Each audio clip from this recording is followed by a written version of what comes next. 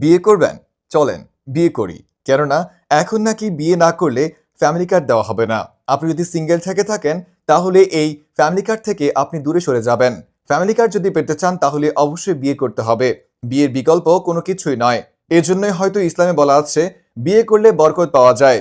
আর তাই বলছি চলেন বিয়ে করি। যদিও আমি বিয়ে করার জন্য এখনো কোনো সুন্দরী পাত্রী পাইনি।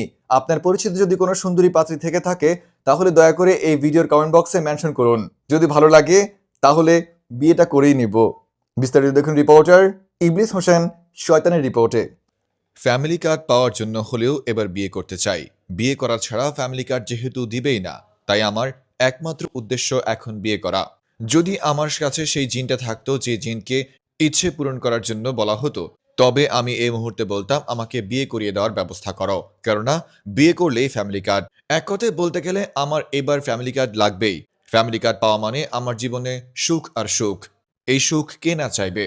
আমিও চেয়েছি, কিন্তু আফসোস আমার এই সুখের মধ্যে পানি ঢেলে দিয়েছে। কেননা জানা গেছে এবার নাকি বিয়ে করা ছাড়া ফ্যামিলি কার্ড দেওয়ার কোনো ব্যবস্থা নেই। অতএব